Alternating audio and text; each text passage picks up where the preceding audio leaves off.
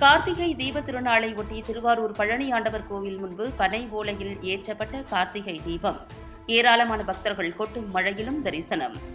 சிவபெருமானை ஆராதித்து ஜோதி வடிவமாக காட்சி தந்த சிவபெருமான் வீடுகளிலும் எழுந்தருளி அருள் செய்ய வேண்டும் என்பதற்காக வீடுகளில் விளக்கேற்றும் வழக்கம். மேலும் கார்த்திகை பெண்களால் வளர்க்கப்பட்ட முருகப்பெருமான் கார்த்திகேயன் என்றும் அழைக்கப்படுவதால் கார்த்திகை திருநாளில் விளக்கேற்றி வைத்து தீபத்தின் ஜோதி ஒளியினை வழிபடும்போது தீய எண்ணங்கள் விலகி வாழ்வில் ஒளிவரும் என்பது கார்த்திகை தீப திருநாளின் நம்பிக்கையாகும். கோவில்கள் முன்பு கார்த்திகை திருநாளன்று சொக்கப்பனை கொளுத்தி தீபத்தை வழிபாடு செய்வது வழக்கம் ஏற்பட்டது. இதன்படி திருவாரூரில் கார்த்திகை தீப திருநாளை முன்னிட்டு கொட்டும் மழையிலும் திருவாரூர் பழனி ஆண்டவர் கோவிலின் முன்பு முருகப்பெருமானுக்கு தீபாராதனை நடைபெற்ற பின்னர் பனை ஓலையில் கார்த்திகை தீபம் ஏற்றியதை ஏராளமான பக்தர்கள் தரிசனம் செய்து வழிபட்டனர்.